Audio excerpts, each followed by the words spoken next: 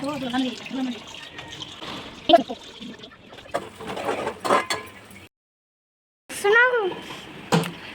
దేవుడి రూమ్ నుంచి ఫ్రిడ్జ్ వరకు వస్తుంది. నిన్ను జూమ్ చేయాలా? జూమ్ చేసిన 2x.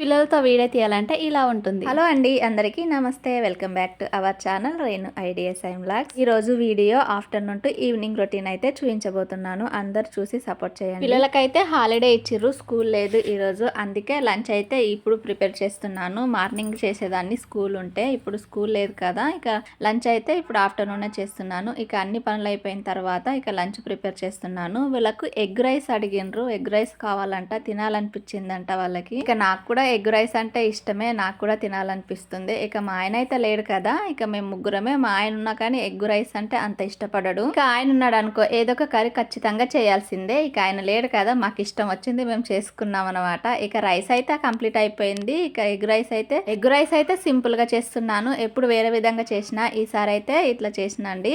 ఎందుకంటే వాటర్ వస్తాయంట, వాటర్ పట్టుకోవాలి. అసలే వాటర్ ప్రాబ్లం చాలా ఉంది కదా ఇక్కడ సైడ్, మా సైడ్. ఇక మంచిగా ఎగ్స్ అన్ని ఫ్రై చేసుకున్న తర్వాత ఇక రైస్ వేసి కలుపుతున్నాను. ఇది సన్న బియ్యం కాదండి, కొంచెం దొడ్డు బియ్యం లాగా ఉన్నాయి. ఇక అందుకే కొంచెం మెత్తగా రైస్ వేసి కలిపిన తర్వాత ఉప్పు, కారం, కొంచెం ధనియాల పొడి వేస్తున్నాను. సోయా సాస్ వేసేదాన్ని ఎప్పుడు, ఈసారి అయితే సోయా సాస్ వేయట్లేదు. సోయా సాస్ కొంచెం గరం మసాలా వేసుకుంటే టేస్ట్ ఇంకా సూపర్ గా ఉంటుందండి. ఈసారి అయితే హడావుడి చేసేసిన, ఎందుకంటే వాటర్ వస్తున్నాయి మంచినీళ్ళు, మళ్ళీ అవి అయినాయి అనుకో అసలు వాటర్ లేవు ఈ సైడ్ అయితే. ఇక ఎగ్ రైస్ అయితే చేసేసిన, తిందామనేసరికి ఇక వాటర్ అయితే వచ్చేసినాయి. పిల్లలైతే తింటున్నారు. ఇక్కడ చూడండి ఇలా పట్టుకోవాల్సి వస్తుంది, అది పైనకు అసలు రావు, సన్నగా వస్తుంది కదా.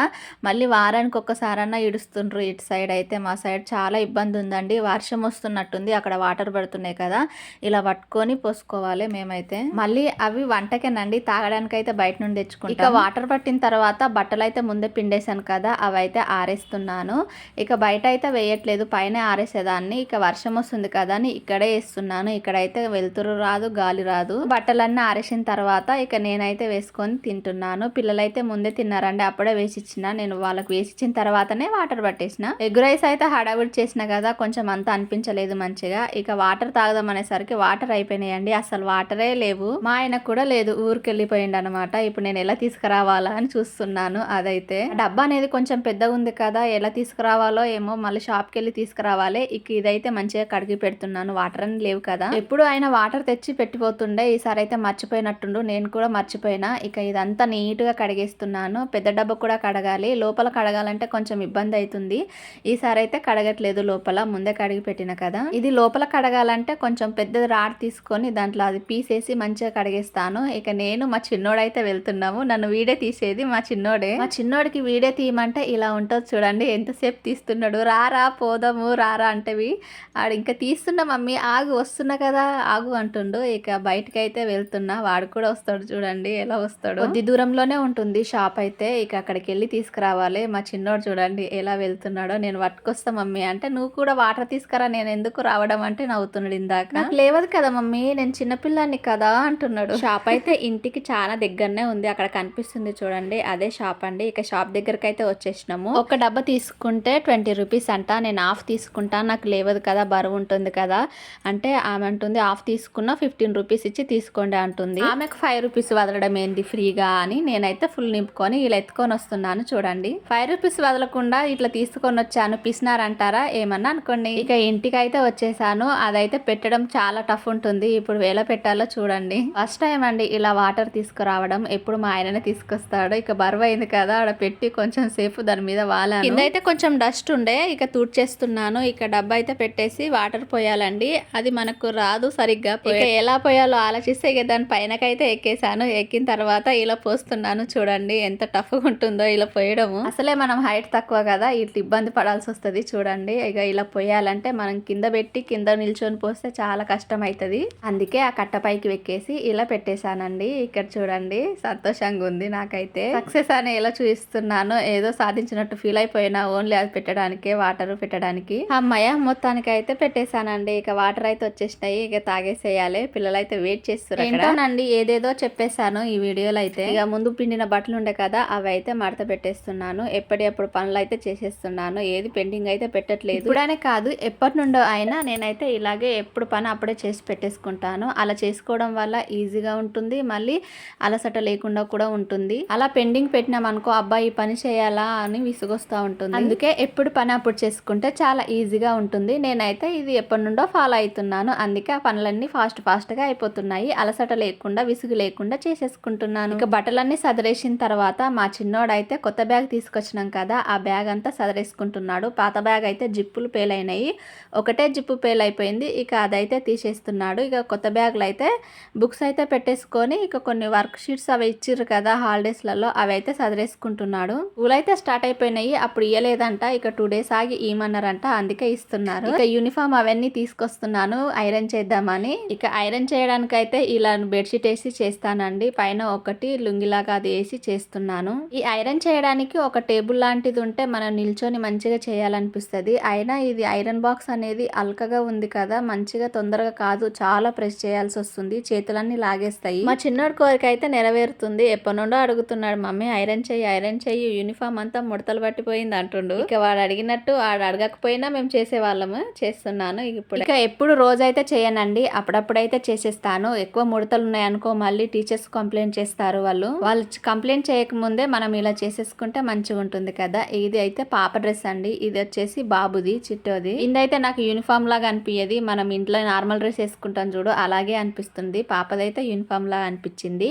మా వాడైతే అక్కడ హోంవర్క్ చేసుకుంటున్నాడు, ఇక్కడ నేనైతే ఐరన్ చేస్తున్నాను. మా పాప వచ్చి వీడియో తీసేస్తుంది. ముగ్గురు 3 పనులు చేసేస్తున్నాం కదా. చిన్నోడికి వాళ్ళ అక్క ఏమో అంటుంది, అందుకే అలా చేసేస్తుండు వాడు. ఐరన్ చేయడం ఒకటే కాదు, దాన్ని మడత పెట్టడం కూడా రావాలి. ఆ మడతతో కూడా కొంచెం నీట్నెస్ అనిపిస్తుంది, మంచిగా ముడతలు రాకుండా ఉంటుంది. ఇలా అయితే మడత పెట్టేశాను నేను. వీళ్ళకి యూనిఫామ్స్ అయితే పోయిన సంవత్సరమే తీసుకున్నామండి, 2 తీసుకొచ్చిండు మా ఆయన అయితే. ఇప్పుడు మళ్ళీ వేరే యూనిఫామ్ తీసుకోవాలంట, దానికి ఎంత ఖర్చు అవుతుంది. 2 యూనిఫామ్ తీసుకున్నాం కదా, ఇవైతే మంచిగానే ఉన్నాయి, కానీ ఇప్పుడు మళ్ళీ వేరే యూనిఫామ్ వచ్చింది, ఖచ్చితంగా తీసుకోవాల్సిందే. మనం తీసుకోకపోయినా మా చిన్నోడైతే వదలడండి. టీచర్స్ అయినా ఊరుకుంటారేమో కానీ వీడైతే అస్సలు వదలడు. నిల్చున్నా అదే అడుగుతాడు, కూర్చున్నా అదే అడుగుతాడు, తినేటప్పుడు అదే అడుగుతాడు, పడుకునేటప్పుడు కూడా అదే అడుగుతాడు. అస్సలు వదలడు అనమాట, బుర్ర తినేస్తాడు మొత్తము.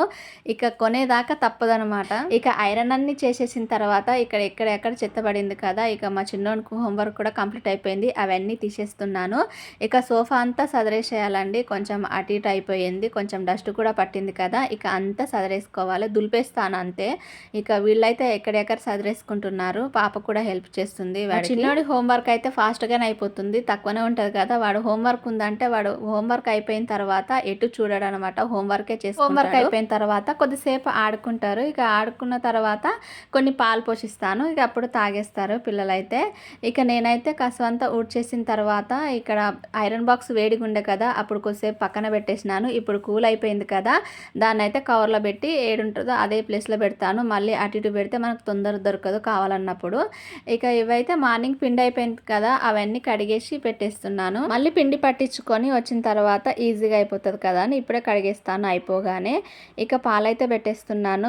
అందుకే ఒక చిన్న పాల ప్యాకెట్ అయితే తీసుకొచ్చాను. 1/2 లీటర్ అయితే బర్రెపాలు వేసుకుంటామండి, ఇంతే మిగడ వస్తుంది. దాంట్లో కొన్ని ఎక్కువ వాటర్ పోసినాం అనుకో అది కూడా రాదు. ఈ 1/2 లీటర్కే 50 రూపీస్ అంట, మళ్ళీ పెంచేస్తున్నారు ఈ మధ్య అయితే ఎక్కువ. ఈ మిగడ అయితే 15 days నుండి అంత చేసినానండి, అంతే అయింది మిగడ అయితే. ఇక పాలైతే వేడి చేసేస్తున్నాను. ఇక కొన్ని గిన్నెలు అయితే ఉన్నాయి, అవి అయితే కడిగేసేయాలి. ఇక పాలు అయితే పోసిన తర్వాత అన్ని ఒకేసారి కడిగేస్తాను. ఇక వాడేస్తున్నాను, మళ్ళీ రేపు మార్నింగ్ స్కూల్ ఉంటుంది కదా అప్పుడు తీసుకెళ్లాలని ఇప్పుడే కడిగేసి పెట్టేస్తున్నాను.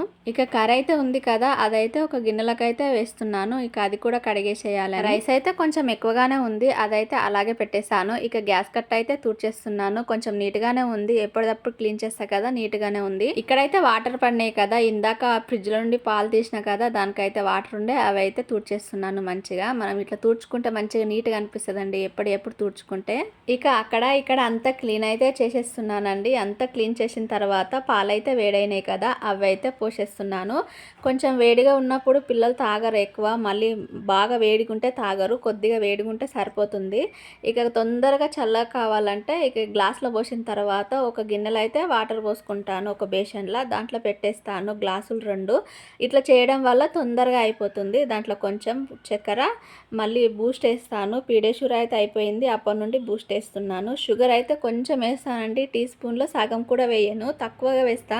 షుగర్ తక్కువగా వేసినప్పుడు వాళ్ళు తాగా అన్నారు, మళ్ళీ అలవాటు అయిపోయింది కదా, ఇప్పుడు వాళ్ళే తాగేస్తున్నారు. బూస్ట్ కూడా కొద్దిగానే వేస్తాను. నాకైతే అన్నింటికన్నా పీడియాష్యూర్ బెస్ట్ అనిపిస్తుంది. అదైతే అయిపోయింది కదా, ఇక ఏం లేదన్నప్పుడు వీళ్ళు ఉట్టి పాలు తాగరు కదా, ఇక బూస్ట్ ఖచ్చితంగా వేయాల్సిందే. ఇక వాళ్ళకి పాలు పోసి అక్కడ పెట్టేసిన తర్వాత కొన్ని పాలు ఉండే కదా, దాంట్లో అయితే నేనైతే టీ పెట్టేసుకుంటున్నాను. ఇక్కడ టీ అయ్యేలోపు నేను కొన్ని గిన్నెలు ఉండే కదా, అవి అయితే కడిగేస్తున్నాను. కొంచెం మా వీడియోస్ చూసిన వాళ్ళు కొంచెం లైక్ చేసి కామెంట్ చేయండి అబ్బా. కొంచెం కొత్త వాళ్ళు చూస్తే సబ్స్క్రైబ్ చేసుకోండి. ఎలా ఉందో కామెంట్ చేయండి నా వీడియోస్. ఇక గిన్నెలన్నీ కడిగేసిన కదా, ఇలా అయితే బోలించేస్తున్నాను. సింక్ కూడా కడిగేసాను. ఆ లోపు టీ కూడా అయిపోయింది. ఇక నేనైతే టీ పోసేసుకుంటున్నాను. బావ కూడా వచ్చిండు కదా, అందుకే ఇద్దరికి పోసేసుకున్నాం. కొద్దిసేపు అయితే ప్రశాంతంగా కూర్చొని టీ అయితే తాగేస్తాను. ఓకేనండి, ఈ వీడియో నచ్చితే లైక్, షేర్, సబ్స్క్రైబ్ చేసుకోండి. బాయ్ అండి అందరికీ.